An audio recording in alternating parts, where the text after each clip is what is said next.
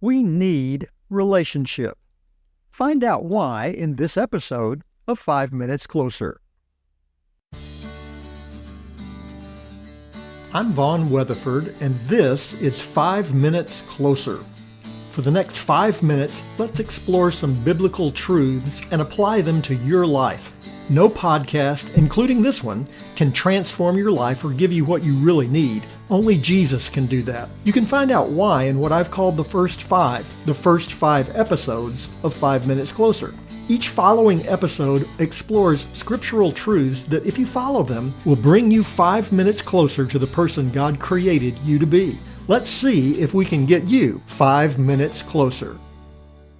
I try to give my wife a dozen roses every Valentine's Day.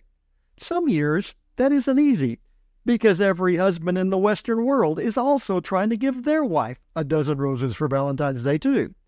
To say the least, it's an adventure.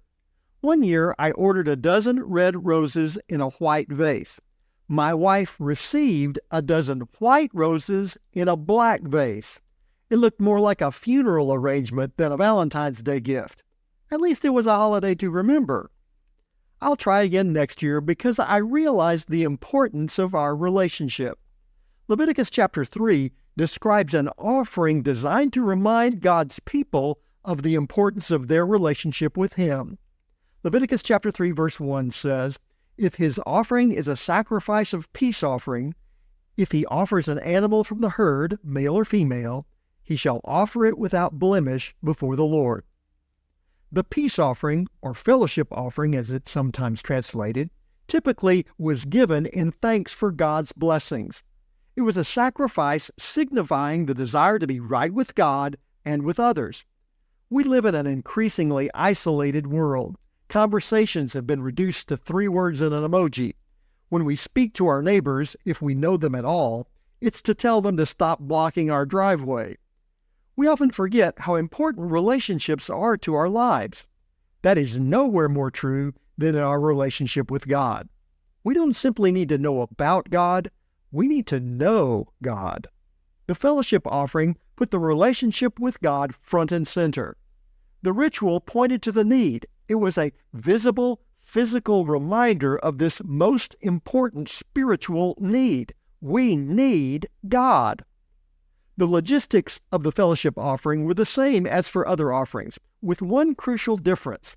In the fellowship offering, the worshiper ate part of their offering, according to Leviticus chapter 7, verse 15. It's hard to miss the symbolism. In the offering that symbolized their need for a relationship with God, the worshiper had to sit down and participate in that relationship. It's like if I told you I knew Michael Jordan. I know who he is, arguably the greatest basketball player in the world, and I watched him play on television. I bought his t-shirt.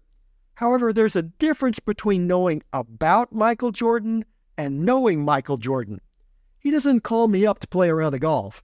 I don't go over to his house for dinner. As far as I know, Michael Jordan has no earthly idea who I am. No problem. I don't need to know Michael Jordan. I do, however, need to know God desperately. To do that, I have to get involved. I could not know God outside of the mercy and grace of Christ. Without what Jesus has done for me on the cross, I'm without hope. But Jesus made the way. If Michael Jordan invited me over to dinner, I'm guessing I'd probably go, if only to get him to sign my shoes. Jesus has done more than invite us to dinner.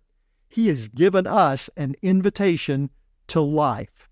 Don't forget the meaning of that invitation. Take him up on it, because now you're 5 minutes closer. My prayer is that these 5 minutes have challenged you, inspired you, and caused you to consider applying God's message for your life from His Word. To find out more, visit our website at 5minutescloser.com. Join me next time to see if we can get you 5 minutes closer.